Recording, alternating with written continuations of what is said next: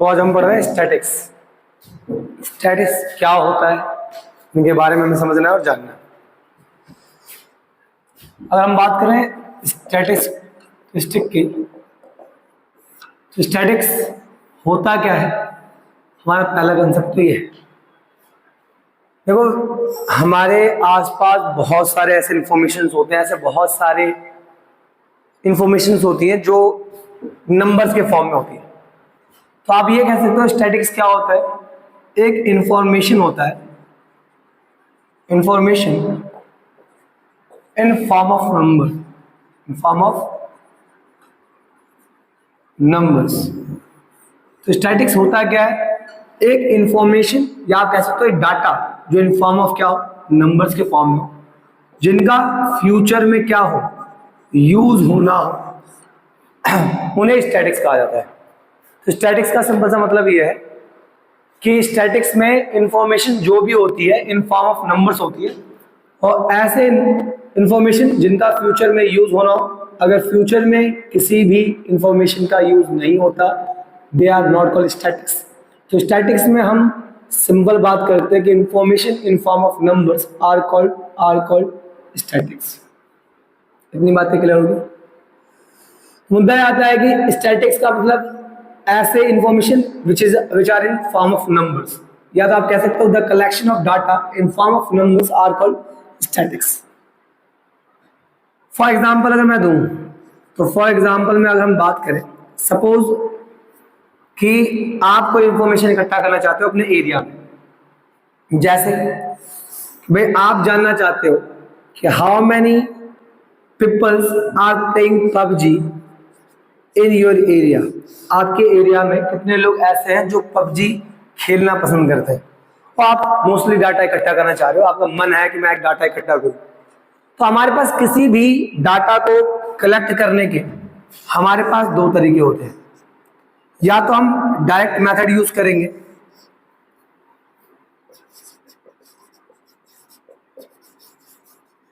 नहीं तो हम वहां पर इनडायरेक्ट मेथड का यूज करते हैं। डायरेक्ट इनडायरेक्ट मेथड का होता क्या है, इनडायरेक्ट मेथड का मतलब ये है कि हमने जो इंफॉर्मेशन इकट्ठा किया है, जैसे उसका सोर्स गूगल हो सकता है, भाई गूगल से हमने सर्च कर लिया, वहां पे सिंपल लिख दिया how many person are playing PUBG in Faridabad, आपको पता चल जाएगा कितने लोग खेलते हैं। मतलब आप कोई भी आपके पास सोर्स हो सकता है जो पहले से अवेलेबल था आपके पास डाटा, मतलब ये इन्फॉर्मेशन पहले से थी, उसका यूज आपने बस अपनी जरूरतों को पूरा करने के लिए किया, उसे हम कहते हैं इनडायरेक्ट मेथड। एक मेथड होता है डायरेक्ट मेथड। डायरेक्ट मेथड का मतलब होता है जहां पर आप इंफॉर्मेशन लेने जाओगे लोगों के पास खुद, और उनसे पता करोगे कि क्या आपके घर में कितने लोग हैं जो पबजी खेलते हैं। तो ऐसे प्रोसेस में क्या होता है कि कोई भी इन्वेस्टिगेटर, चाहे आप हो चाहे कोई भी है, वो पर्सनली लोगों के पास जा जाके इन्फॉर्मेशन इकट्ठा करेगा। तो मान लो बाई चांस आप जाते हो किसी घर पे इन्फॉर्मेशन लेने के लिए अपने एरिया में, आपने पूछा भाई कोई है आप पबजी खेलने वाला, मोस्टली है, कुछ लोग डरेंगे बताने से, भाई पबजी अगर बताओगे तो भाई बेसिकली वो क्वेश्चन पूछेंगे ऐसा रीजन क्या जो पूछा जा रहा है।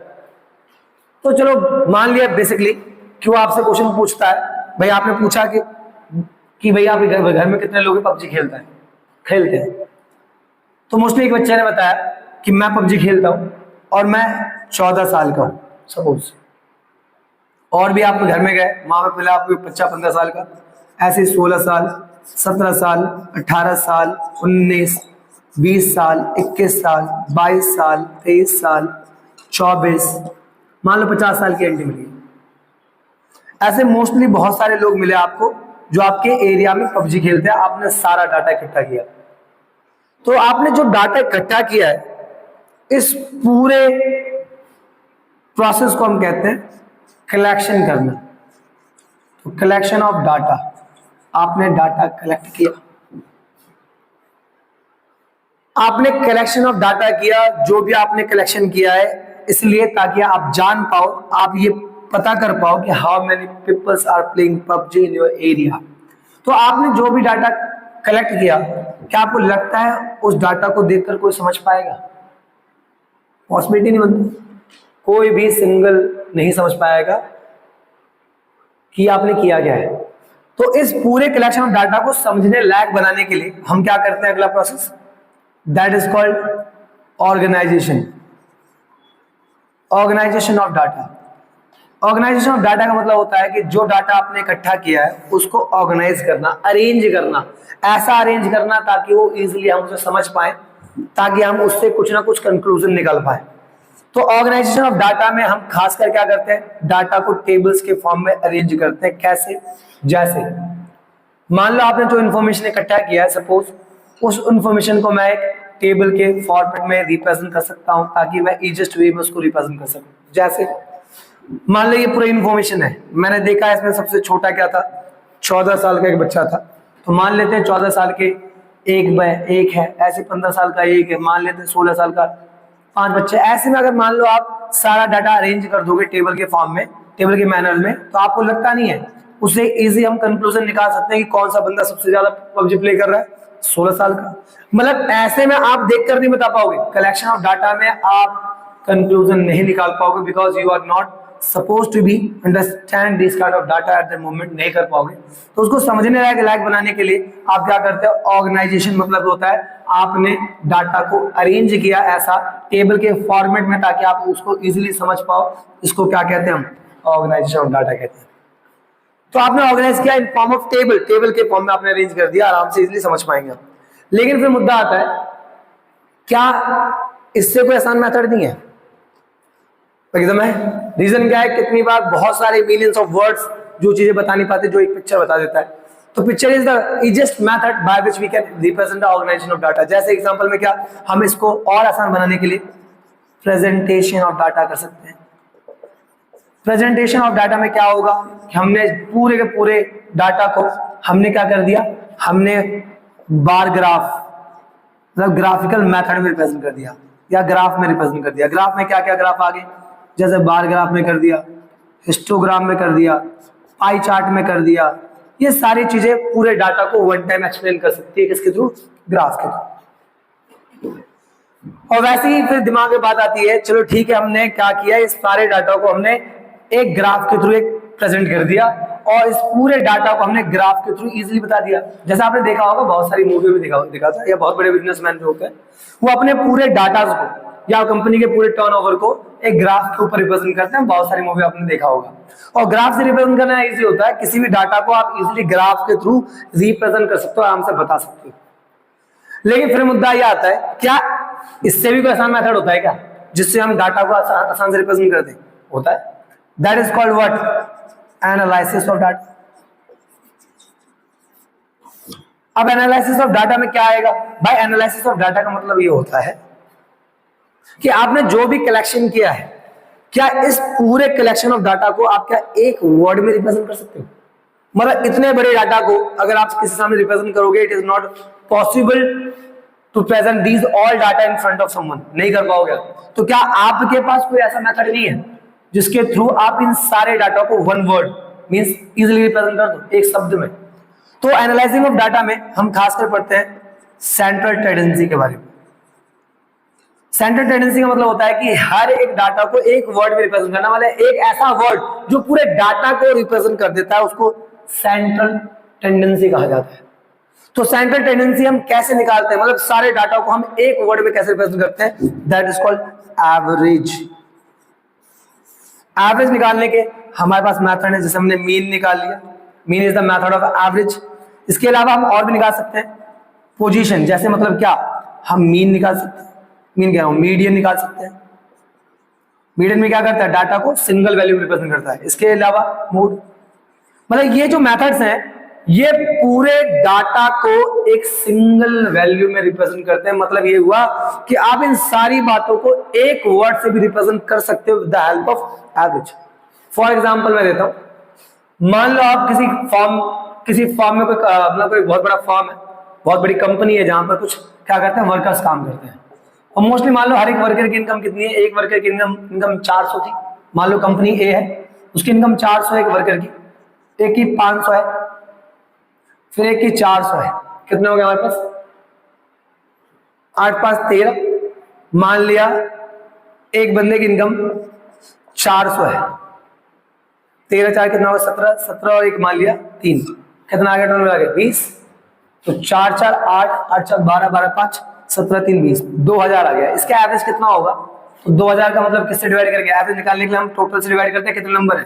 टोटल नंबर हमारे पास 5 है, तो 5 से डिवाइड किया कितना आ गया? 400। तो 400 जो नंबर आया है, आपको लगता है वो मोस्टली डाटा के अंदर जो नंबर है उनको रिप्रेजेंट कर रहा है? मानता हूं सबको नहीं करेगा, लेकिन मोस्टली तो करेगा ना।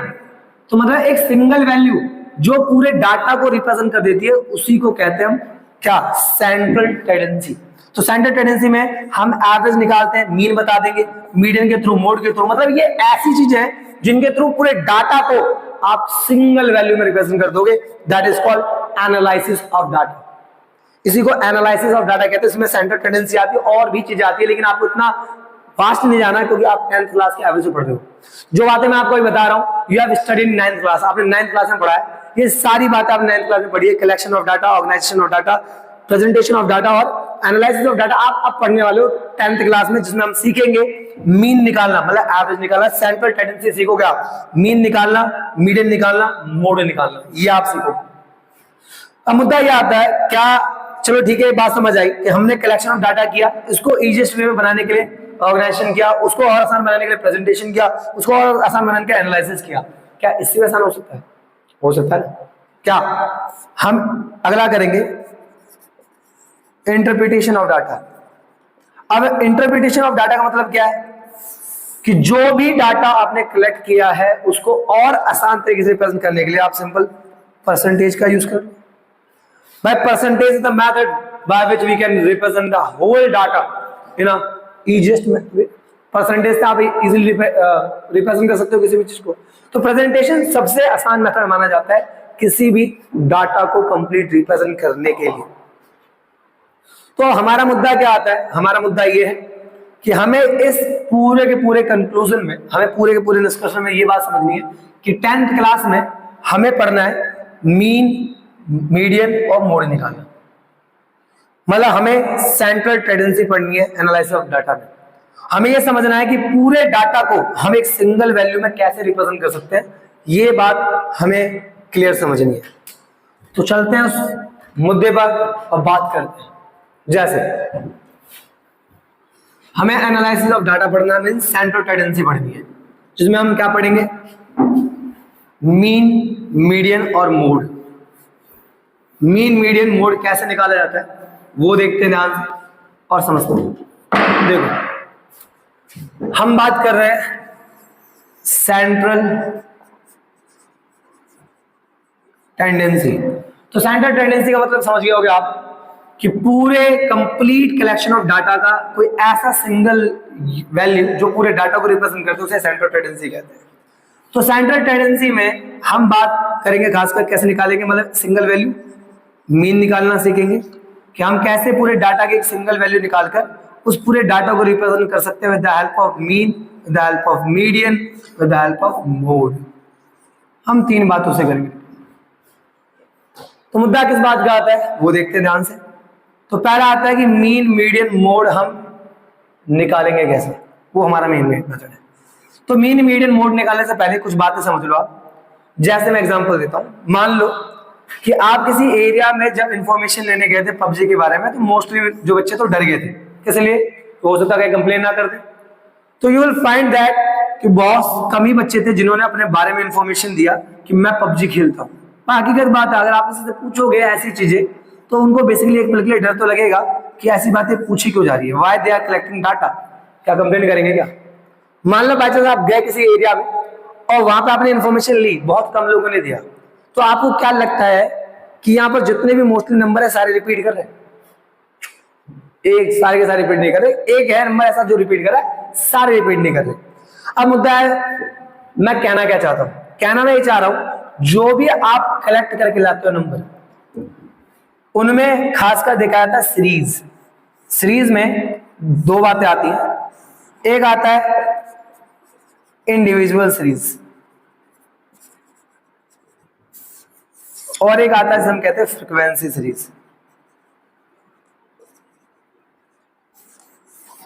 इंडिविजुअल सीरीज का मतलब ये होता है कि जो भी आपने कलेक्शन किया है जिस डाटा का इन फॉर्म ऑफ नंबर्स में, अगर उसमें सारे नंबर रिपीट नहीं करते, सारे नंबर अगर रिपीट नहीं करते तो उसको हम किस में लेके चलते हैं, इंडिविजुअल सीरीज में। किस में लेके चलते हैं, इंडिविजुअल सीरीज में। तो ये हमारा इंडिविजुअल सीरीज हुआ। लेकिन मान लो भाई साहब आपने लोगों से फॉर्मली बात की कि आई ओनली, मैं अपना छोटे से प्रोजेक्ट बनाने के लिए इंफॉर्मेशन इकट्ठा कर रहा हूं, तो वहां के लोग इंफॉर्मेशन देने के लिए राजी हो गए। तो ऐसे में आपको बहुत सारे लोग मिल गए। एक बच्चा आके बोलता है मैं भी पबजी खेलता हूँ, 16 साल का हूँ। एक 15 साल का आ गया, एक 19 साल का मिल गया, 20 साल का, फिर 17 साल का, ऐसे 14 साल का। अब सारे नंबर आपको रिपीट करते हुए नजर आने लगे। तो ऐसे में क्या होगा, सारे नंबर रिपीट कर रहे हैं। तो जहां पे नंबर कंप्लीट रिपीट करते हैं वहां पर क्या आती है, फ्रीक्वेंसी आती है। तो जब फ्रीक्वेंसी आएगी तो फ्रीक्वेंसी में भी दो टाइप आएंगे। कौन कौन से, एक आता है जिसे हम कहते हैं डिस्क्रीट सीरीज, और एक को कहते हैं कॉन्टिन्यूअस सीरीज।